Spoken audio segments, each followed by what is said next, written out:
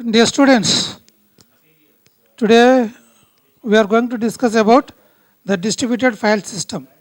Distributed file system. So before starting the new class today, just we can what we discussed in the last class about distributed object based systems.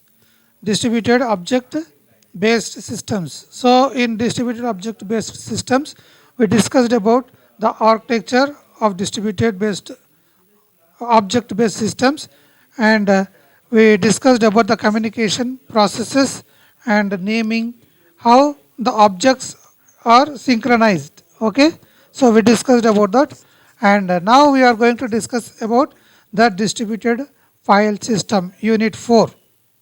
Okay, so what is the distributed file system?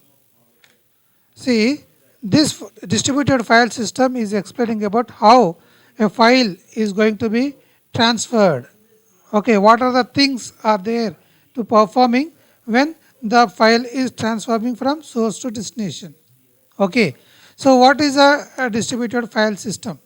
A distributed file system, the name suggests, is it not? It is the way of the transmission of the file. So the name suggests as is a file system that is distributed on multiple file servers, on multiple, that is from one to many or many to, okay, servers or multiple locations. It allows programs to access or store isolated files as they do with the local ones. Okay, so how the files are transmitting through within the network or beyond the within the LAN or beyond the LAN. Okay, that is WLAN, allowing programmers to access files from any network or computer. Okay, to the any network to through any system, we can send a file to the through the distributed systems. The main purpose of the distributed file system is to allow users of physically distributed systems to share their data and resources by using a common file system. Okay, by using a common file system, the transmission of the file is transmitting. A collection of workstations and mainframes connected by a local area network, that is LAN, in a configuration of distributed file system. Yes, so as there should be a network where but to send a file, is it not? There should be a network, so that network local area network is using to transfer the file. Okay, so what are the two major components of the distributed file system? The two major components of the distributed file system are location transparency and redundancy. Okay, location transparency and redundancy. What is location transparency? Location achieves through the namespace component where the location is situated of the system. Okay, so where the location where the system is located, where the system is located, that is achieves through the namespace, okay, redundancy is through the replication component. Redundancy is done through a file replication component. We studied about the replication, about fault tolerance, about the things, is it not? So in the case of failure and heavy load, these components together improve data availability by allowing the sharing of data in different locations. To the different locations, this by using this location transparency and redundancy, the transformation of the data file can be transferred. Okay. What are the features of DFS? What are the features of distributed file system? The features of DFS is transparency. Okay, just now we have seen what is the transparency: structure transparency, access transparency, naming transparency, and replication transparency, and user mobility, performance, simplicity, and easy of use, high availability. These are the features of the distributed file system. Okay, so what is structure transparency? Just now we have seen structure transparency is to know a client to know about the number or location of file servers. Just now I told you where the receiver, the destination is located, where the receiver is located to the file of file servers and the storage devices. Multiple file servers should be provided for performance, adaptability and dependability. So if the nature of the receiving is more based on that, so that adaptability and dependability, the multiple servers should be located, okay, to provide for the performance and the dependability of the things, okay, of the file. Access transparency. So access transparency is for both local and remote files, okay, is for local and remote files, should be accessible in the same manner, okay, should be accessible in the same manner. The file should be automatically located on the accessed file and send it to the client side, so that the file can be transmitted to the client side, okay. Naming transparency, as it is indicating that the name is suggesting where it is located. There should not be any hint in the name of the file to the location of the file. Once a name is given to the file, it should not be changed during transferring from one node to another. Is it not? When the connection is established from source to destination, so the name should be initialized. So when the transformation is going on, the naming should be the same, it should not be changed, okay. Replication transparency, as you know, it is copied on multiple nodes, okay. A file is copied on multiple nodes, both the copies of the file and their location should be hidden from one node to another, okay. So that copies, when it is transferring files to different servers, copies of file and their location should be hidden, their location should be hidden from one node to another. That node should not be known further locations, okay. User mobility, performance, simplicity and easy of use, high availability, these are the features of distributed file system, okay. So what is user mobility? It will automatically bring the user's home directory to the node where the user logs in, where when the user is logging to receive something, to receive he has to request something, so after requesting he is receiving, so it automatically bring the user's home directory. See, so it will acts, it will connects the home directory to the node where the user logs in. Performance is based on the average amount of time needed. See, when how you can calculate the performance? The performance is nothing but, so how the speed of the access and accuracy, the speed of the access and accuracy and receiving at the end, is it not? Receiving at the end, the quality. So here the amount of time needed to convince the client requests. This time covers the CPU time plus time taken to access secondary storage plus network access time. So all these combined together for calculating the time, that initial stage and it is internal things and receiving stage. All these times are can be calculated, and it is advisable that the performance of the distributed file system be similar to that of centralized file system. It should be similar to the centralized file system. Simplicity and easy of use. See, this distributed file system is very simple to use and easy to use. This user interface of a file system should be simple and the number of commands in the file should be small. It should be the way of the initializing, receiving and ending of the is should be similar. Is the number of commands should be small.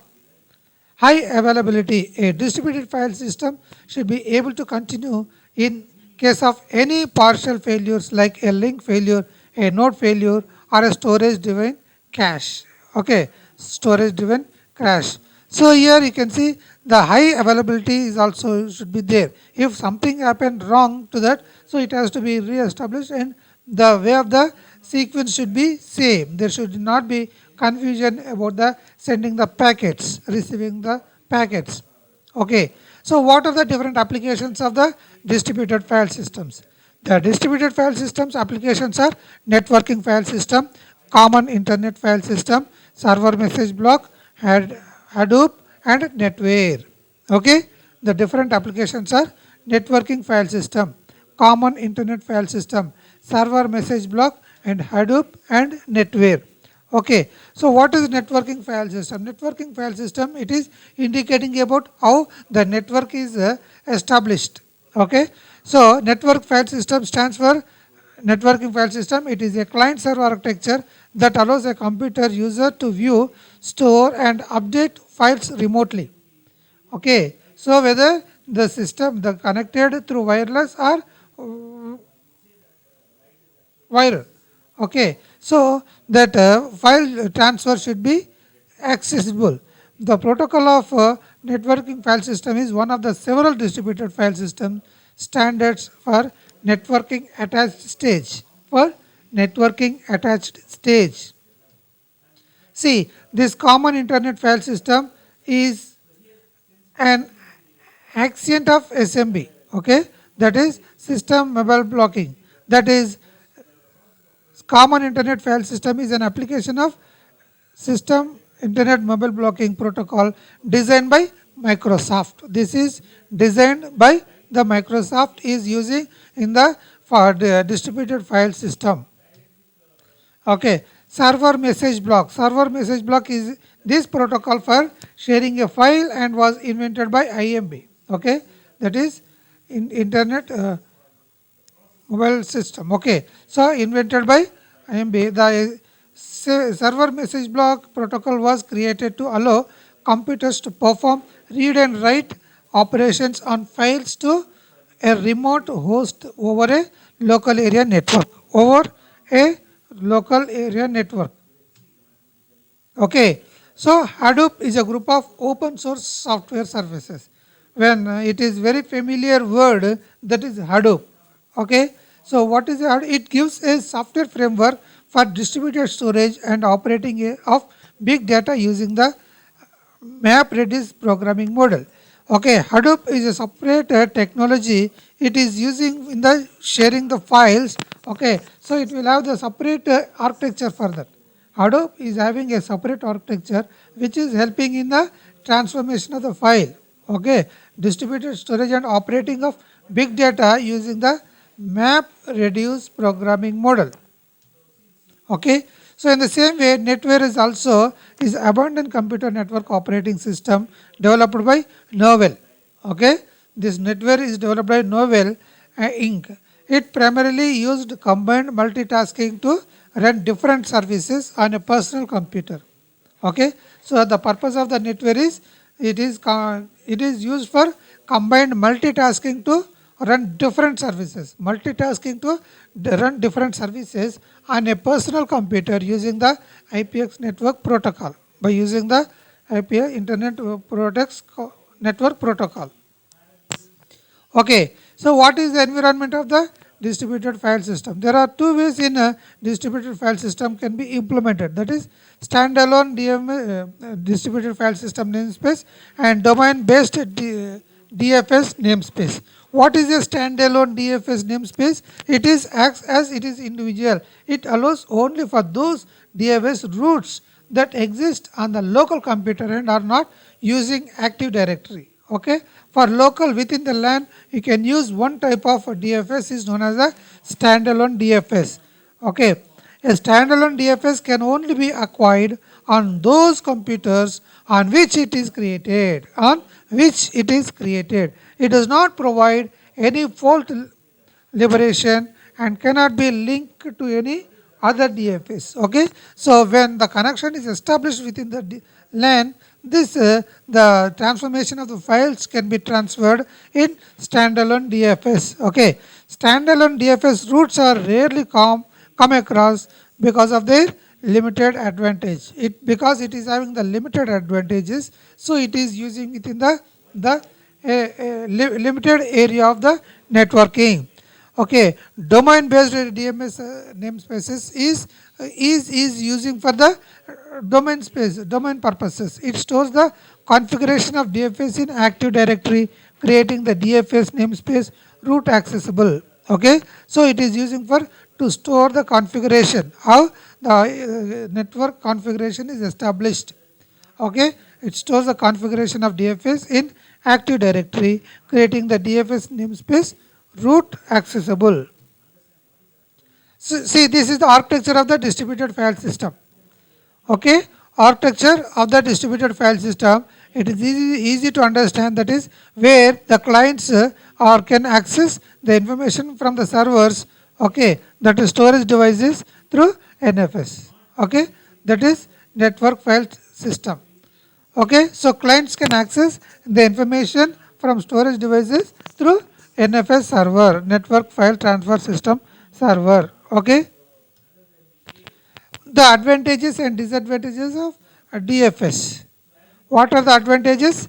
DFS allows multiple users to access or store the data. Here you can see the multiple clients can access the data. DFS allows multiple users to access or store the data. It allows the data to be shared remotely. So remotely also we can share the data, okay, through DFS. It improved the availability of file, access time and network efficiency. So by using the DFS, the transformation of the files is easy and it is less time consuming, and it is the efficiency manner. Improve the capacity to change the size of the data and also improves the ability to exchange the data. So we can change the size of the data also, means the number of the content also can be increased, and it also able to exchange the data. It is also able to exchange the data, and the where whenever we want also we can increase the data. Okay, this is also advantage of DFS. So distributed DFS provides transparency of data even if server or disk fails. So the server or disk fails also, the way of the transformation can be accessed. So where when the server is rebuilt, reconstructed and reinstalled, then also the free of the access can be transferred. Okay, there are the disadvantages of DFS. The what are the disadvantages are in this distributed file system, nodes and connections needs to be secured. Therefore, we can say that security is at stake. Okay, so that nodes and connections to be secure. Nodes and connections. What are the nodes? The nodes are there to the clients. Is it not? Clients connecting with the nodes to be secured. Therefore, we can say that security is at stake. Okay, is at the point. There is a possibility of loss of messages and data in the network while movement from one node to another. There are the chances of the network. Just now we said there is a clarity, but still that there is a disadvantage that there is a chances of losing the data. Okay, loss of messages and data in the network while movement from one node to another. Okay, so database connection in case of distributed file system is complicated. See, in distributed file systems, keeping the database is a little more is complicated.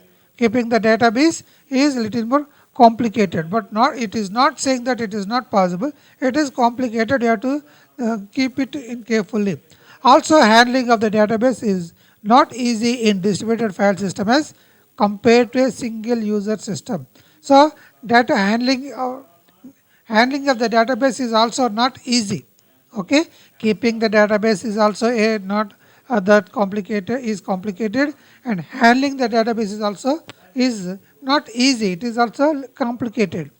There are chances that overloading will take place if all nodes tries to send data at once.